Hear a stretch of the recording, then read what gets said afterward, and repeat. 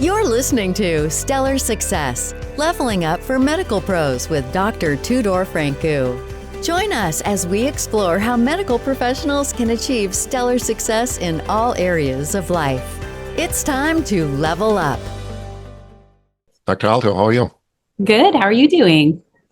Thank you so much for coming over. It's a pleasure to have you on my podcast because you are one of the people, along with your husband, that kind of guide a lot of other medical professionals into giving them a different perspective of what life can be and what wealth can be. So obviously we're going to talk a little bit about that, but first of all, I just want to give the audience a little bit of your kind of overview of your journey, where you started, what happened in your life and what do you are now. Sure, absolutely. So I am a family medicine doc by training and ended up being a hospitalist and didn't have any intentions to build a real estate portfolio. Actually, I became a doc. My dad's a doctor and he really traveled and did international work. And so I thought I was going to become a family doc, get my hospitalist training and go work abroad in developing countries. And that's what my life was going to be. I met my husband, who happened to be a kind of a serial entrepreneur. And when we got married, actually what happened was he asked me what I wanted for my life. And I started answering, and it was all the same path we were already on, buy a house in Seattle and, start to raise a family. And what he asked me that was so different, that kind of stopped me in my tracks, was he said, no, as if you had no limitations. And that was just really a wild question to ask me. I had never been asked that before and never thought about it as if I had no limitations. And so what came out of my mouth was like, hey, I actually really want to be good at hosting. I want to have an Italian villa. I want to make olive oil, and I want to have my friends come and stay with me. And I want them to stay with me as long as they want. I want to have enough space for them. And I want to raise my kids kind of hearing interesting ideas and kind of getting to interact with this different community. And I didn't even know that was in there, honestly, but that's really what I wanted. I wanted to become an incredible host and producer of olive oil. And we didn't actually have planned to get there. Like, it was just kind of a wild idea. But I think in the back of our minds after that conversation, we were always looking. And when we read Rich Dad, Poor Dad about 6 months later, and we saw, oh my gosh, we're employees, we're trading our time for money, then it kind of clicked like, hey, this lifestyle that we kind of dream of is really not possible if we continue down this path of trading time for money. We've got this week on, week off going out in front of us for the next 25 years. And we were both hospitalists. And one of our pain points was seeing that people who had kids really alternated weeks. And so one would stay home with the kids, so they were there on the weekends, and then the other would be working, and then they would alternate and they would never see each other. And we really liked each other a lot, and we wanted to be around each other more, and we wanted to be able to raise a family and have more time together. And so when we read Rich Dad Poor Dad and we saw that path, of buying cash flowing real estate that would create that source of income that could free you to, work in medicine on your terms, for us it was like a kind of a no-brainer. We went all in. We set goals right there that we were going to, replace both our clinical incomes in 7 years using real estate. Kenji did have some experience in the past investing in real estate. He had been investing starting in 2001, and he had been through the 2008 crash, which I know you've been through too, and had learned some valuable lessons on not buying for appreciation, but buying for cash flow. So he kind of brought that knowledge. I didn't really have a whole lot of knowledge, but I love properties and I love collecting things. I collect a lot of freezers and a lot of frozen fish in my freezer. So between the two of us, we decided to go all in and just changed our path completely. We were putting bids on houses. Back when we decided this path, we were trying to buy a primary home, and we were like, you know what, let's take all our money, let's put all of it into rentals that will make us money. We're renters from now on. And we just completely pivoted, changed the course of our life, starting right at that decision point. That's amazing. That's a great story.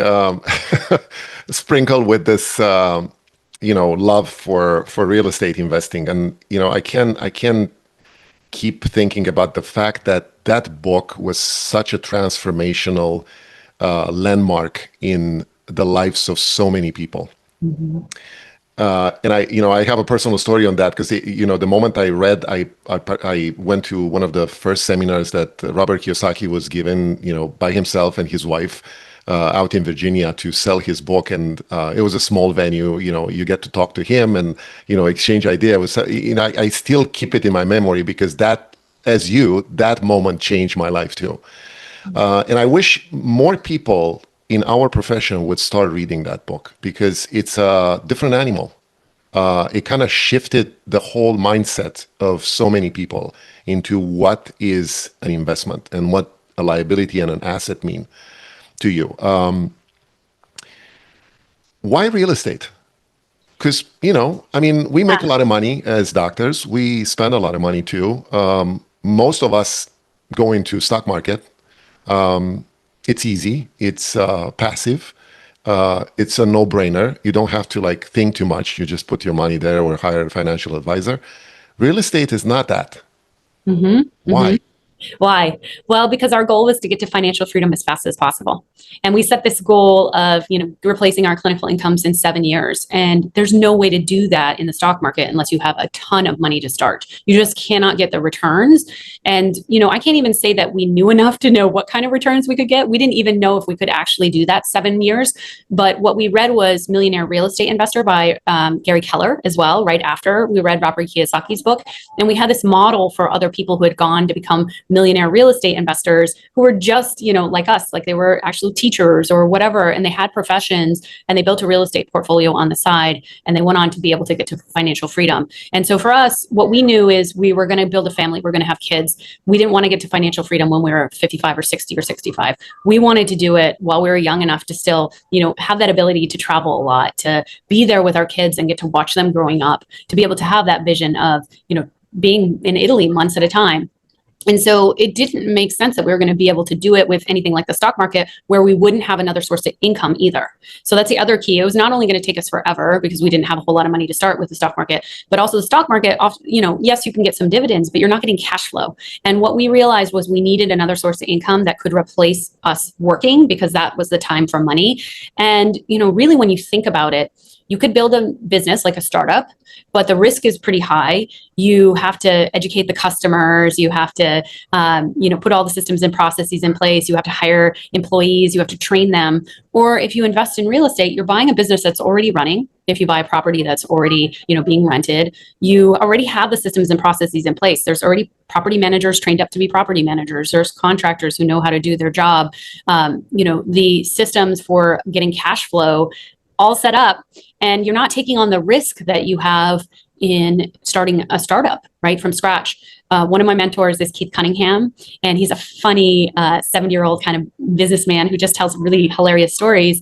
And he tells a story like you go to an airport and you go through TSA and you finally get to the gate and you look out on the tarmac and there's like thousands of pieces of an airplane like laying out on the tarmac. And the stewardess says, okay, great. So to be able to get to your destination, you've got to go assemble the plane, you've got to fuel it, and you have to learn to fly. And he says, that's what it's like to start a business, right? To do a startup. On the other hand, if you're buying a business that's already operating, you're parachuting in while it's already flying and into the cockpit and into ideally the seat next to somebody who actually knows how to fly it, right? That's what you do when you get mentorship. But the idea is that if you buy real estate, so much is already set up for you and it's so much lower risk and you can do it on the side compared to a startup. So I can't think of any other way that you can get a significant source of income. As a doctor, you want it to be significant. $10,000 a year in cash flow is not going to change your life. A significant amount of cash flow or income coming in without as much risk and something you can do pretty immediately. That's not going to take years and years to cash flow. The only answer is real estate. Yeah, I totally agree with that, especially that, most people kind of forget one of the biggest advantage of real estate is that it saves a lot of your money in taxes. And that's by itself, it's a way of getting money into your pocket, especially for our level of income, right? Because our tax rates are way up there. Can I add to that? We did not fully appreciate what it could do tax-wise when we first decided this. But that first year, we actually, we had a great CPA, and also Kenji had some experience having seen what his friends have done with real estate development, actually. And so he actually cut back that first year and did real estate professional status. And that allowed us to zero out our taxes that first year because we did a lot of rehabbing. It was before even 100% bonus depreciation. And then we did that for 7 years in a row. And like you're talking about, that means you get 6 figures back in tax savings every single year to reinvest. And, that is a big pro for real estate compared to anything else too, even compared to businesses. Because when you have real estate, that depreciation often isn't real. It's a paper loss, right? It's not a real loss. And so even compared to a regular business, the tax savings are significantly better. Yeah, for people that are not used to, this kind of language with bonus depreciation and tax savings, to just kind of give the environment we're talking about is the fact that the depreciation in real estate is a big deal. It's a big deal for someone like you mentioned, a real estate professional that can take most of their losses in the first year, and then it's a big tax advantage.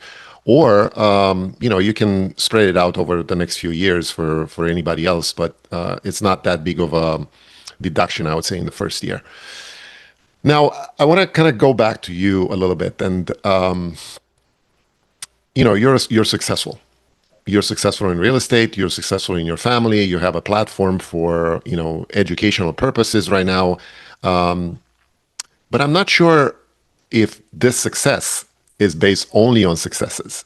It's probably something along the way in your life that things didn't work out, and you learn a lot from them. I don't know. I don't want to call them failures, but maybe setbacks. Can Yeah. you give us an example of something?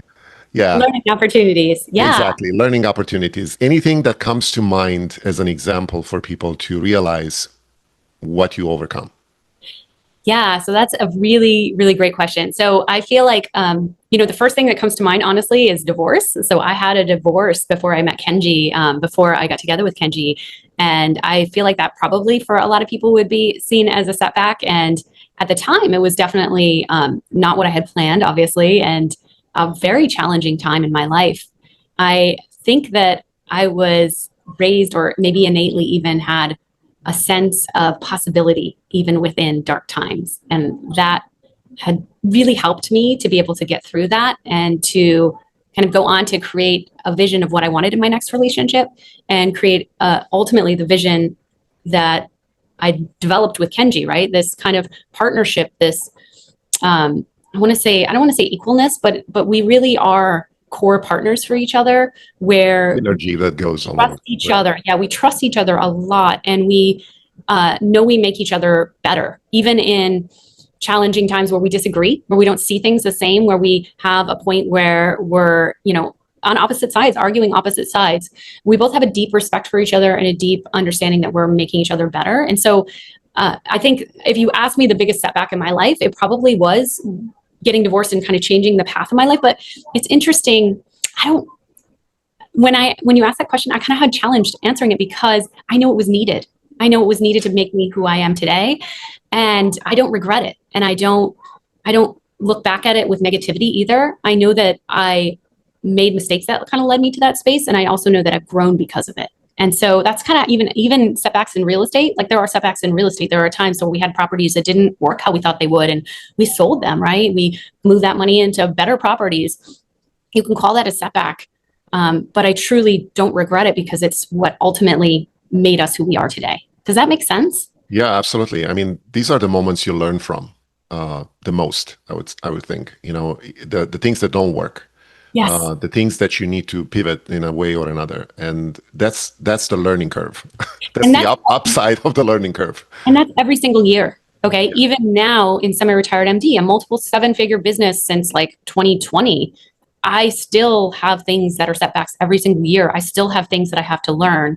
So it's not that it just happens to you once and that's it. It happens all the time if you're an entrepreneur. It's a monthly thing that you fail and you pick yourself up and you have to pivot. So it is part of life, and it's just, I don't know, it's become so normalized for me now. And one thing I want to say is, you were talking about success. And success is great, but fulfillment is 100 billion times better. And when I think about what makes my life so meaningful, it's fulfillment. It's not success, it's fulfillment. And that's what I would wish for other people. Very nicely said. Yeah, I think fulfillment is a better definition, I would say, of what success means for people. For some is the sense of belonging, for example. They want to be attached to some kind of group or mastermind, or however you want to call it, but it's a community that counts. Now, I mean, that's one of the big questions that I get from a lot of people, is that they are afraid of investing in real estate, because it's an unknown situation, right? You for most people, you don't have control of what you're investing in. And that's where the definition of the passive versus active involvement comes in. Although it's a only a pure tax, I would say, tax code definition, being a passive or an active involvement. What do you think it's the best way for someone to approach investing in real estate from the medical side? Okay, I'm going to go back to the control piece. None of us have control at all. All control is complete illusion. You think you have control when you're working full time and you're bringing in a certain amount of salary, but you actually have no control. You can be fired. The situation can change. It can become toxic. You can get sick. Somebody in your family can be sick. So all certainty is actually an illusion. And so when you think about the risk of doing something like real estate, you're thinking that's uncertain, but actually your own situation that you are in today is actually uncertain too. There is no certainty. The only certainty is in your own resourcefulness and your inner ability to handle things. That's the only certainty you have. You don't even have certainty in your spouse. Honestly, you don't. You can base what you think is going to happen based on what's happened in the past, but you truly have no certainty. And so for me, it's this isn't a game of real estate's uncertain and your job's uncertain. I mean, is certain. That dichotomy is a false dichotomy to me. I think that whatever you do meaningful in your life, it takes risk. Right? Whenever we decided to become doctors and we went to med school and we went on this path, there was risk involved, right? You didn't know you were going to get into med school. You got into med school. You didn't know you were going to make it through residency. You made it through residency. You didn't know what kind of job you were going to find. So there's risk no matter what. The question is, do you want to do more beyond what you're comfortable with and what you have right now, right? Because many of us can go on this path of, hey, we have a job, we show up every single day, the next 50 years are going to look the same. And that is comfortable to most people because they feel most certain. If you decide you want more, which is what we decided we want to control more of our time. We want to be there with our kids. We want to have this ability to take several months off a year. We wanted more, then you have to be able to step outside of what feels safe to you, and you have to learn something new. And anytime you learn something new, you feel uncomfortable and you have more perceived uncertainty, but there are so many ways to mitigate that, right? You can educate yourself. You can put yourself in the right community. You can get a coach who looks at your deals and, gives you some feedback on it. Are you going to mitigate risk 100%? No, you are not, because any investing carries risk. Doing anything different carries risk. But if you believe in your resourcefulness to figure it out, and even if that one first deal is maybe a home base, or maybe it doesn't even work out as well as you thought it was going to, but you continue to persist. If you continue to persist and you continue to learn and you continue to have that mindset of there is going to be a way and to trust yourself to figure it out, you're going to get there eventually. Okay. Semi-retired MD is the size it is because of my skill set today. Is it the reason it's not 10x bigger is because of my skill set today, but I haven't given up. I'm not sitting here saying, okay, this is what it's going to be and this is what I'm going to go for the rest of my life. I'm figuring out ways how to get better as a CEO, how to find a better team. All those pieces are ultimately what's going to lead the company to become where it is in the future. And so it's uncomfortable. Growth is uncomfortable, but I think it's time we normalize that if you want more beyond doing what you already know, it is going to be uncomfortable. It's going to feel risky, but there are ways to mitigate that risk, and not taking that leap to learn that. You're sitting in risk right now. You just don't realize it. Yeah, that's true. And I would add something probably as important as this one is that people need to start acting upon their ideas and not just read about them, or get courses and coaches and all this stuff. They need to do the stuff that they need to do or they want to do. Like, you want to invest in real estate, start somewhere. Buy your first property, invest in your first syndication, get your first Airbnb, whatever else you think you can do in that domain, just start doing it. And that's how you learn. Being successful is also a matter of, like you said, skills, a skill set.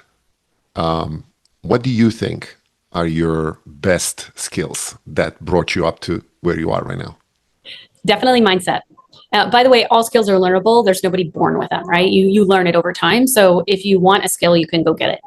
Mindset. I have spent so much time and energy and effort in building my mindset to be an optimist, to being willing to get through tough times and come out and see them as opportunities. Like, all that reframing, all the mindset work of gratitude, all those pieces really have led to this success that I've had in my life, as well as the fulfillment. It's ultimately those skills. So I would say mindset, number one.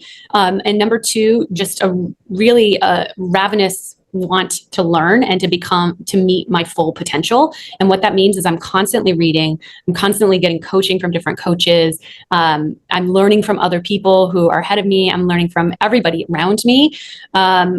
And I'm putting it into action, like you're talking about, right? When Kenji and I decided, hey, we're real estate investors now. We're not going to buy a primary home. We're going to rent, and we're going to put every dollar towards real estate, and we're going to build a portfolio this year. We took action. It was those consistent steps. It was showing up every single day and making that same decision over and over and over again, no matter what was staring us in the face. It took us several months to get our first property because we started out with a residential real estate agent who we tried to train to be an investor real estate agent. So it took us until April to find the right real estate agent and to buy our first property. That was 4 months of taking action.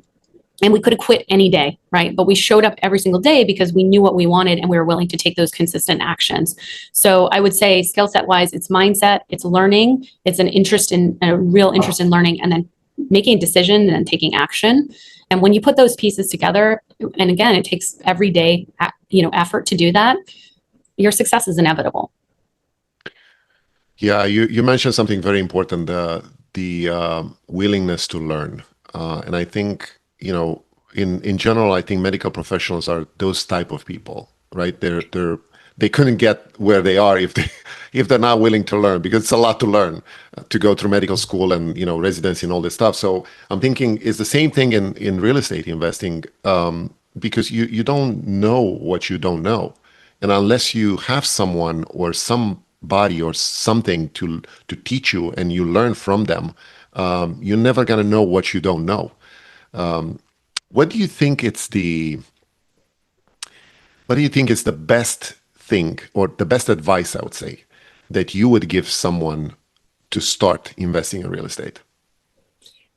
I think exactly what you said a couple minutes ago, which is you have to take action, because I see people, they think it's a good idea. They go and they educate themselves, but they don't do anything. And this fear holding them back from taking action. But the thing is, once you take action and you do that thing, it's a lot less scary. It's increasing your threshold of control. So once you buy that first property, the second property is not that scary. Once you buy that first 100 unit, the second 100 units not so scary. But when you think about, oh my gosh, I'm going to go out there and I'm going to buy my first property, you have so many fears, very, very likely, if you haven't done it before. But once you've done it, you do that learning and you realize it's not so scary. So it's got to be taking action is the number one thing, even when you don't think you're ready, because you will never truly be 100% ready. It's something new to you. It is a normal thing to be scared. And so I think that once you normalize fear, because I still feel fear. I feel fear all the time. I'm trying new things all the time. I don't know if they're going to work. So when I feel that fear, I recognize it and I know it's normal, and I don't let it stop me, right? Because I'm making an educated decision. Of course, I'm looking at upsides and downsides. I'm mitigating risk, but I'm still going to have fear because I don't have 100% certainty in how the situation is going to show up. I have to take that step despite the fear. I'm going to give you a scenario now. Okay. And I'm going to put a magic mirror in front of you.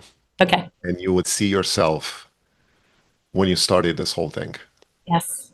What kind of advice would you give what you see in the mirror, your younger self, with what you know right now?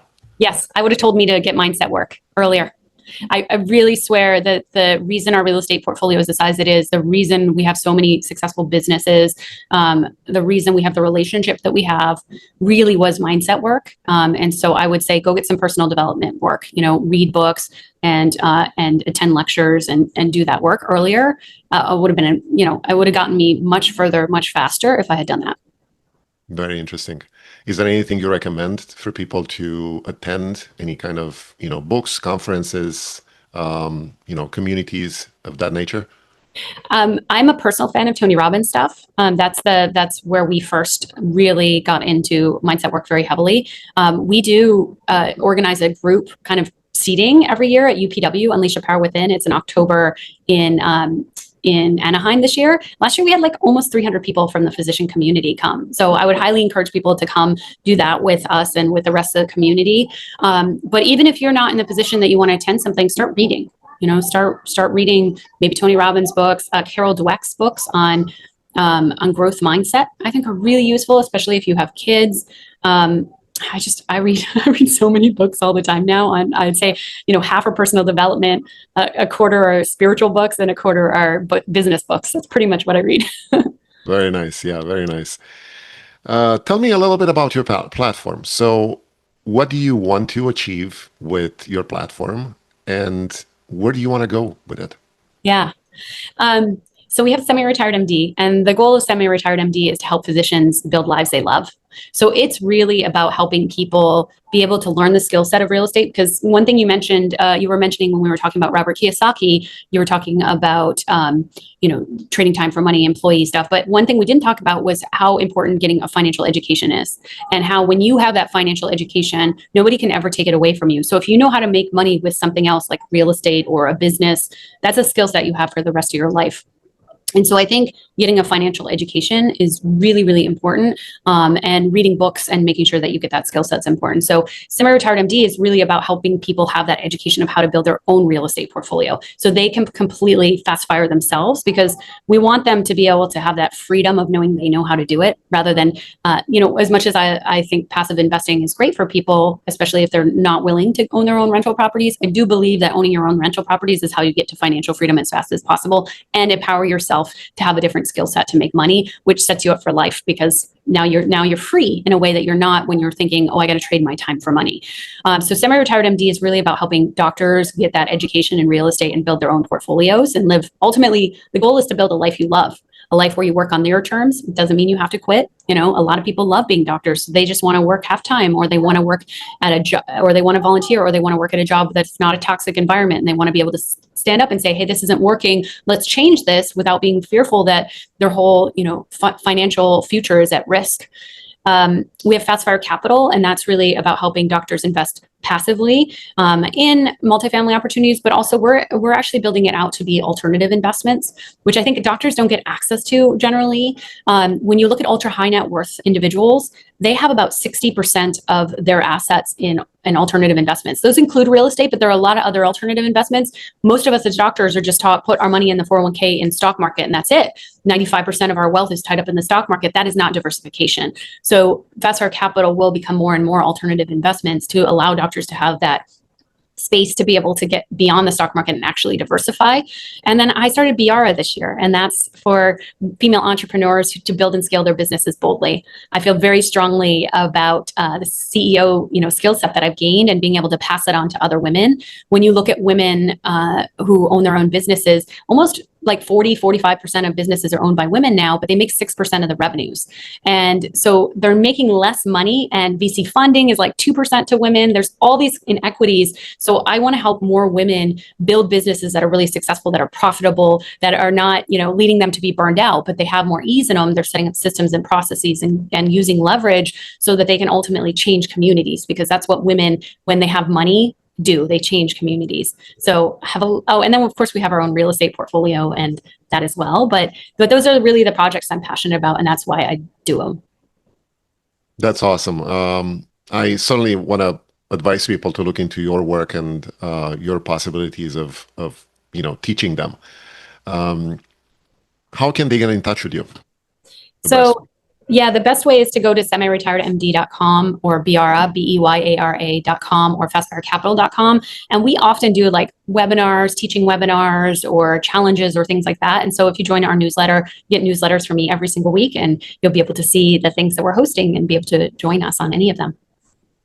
That's awesome. Thank you so much for being here, Letizia. I appreciate your time, and hopefully more people would reach out to you. Thank you so much for your time. Are you a busy medical professional striving to excel in life and work?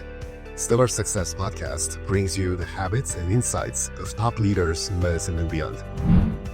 Discover strategies for balance, growth, and fulfillment in every episode. Follow us on Instagram at Stellar Success Podcast for daily inspiration. Start your journey to success today. Subscribe to the YouTube channel now.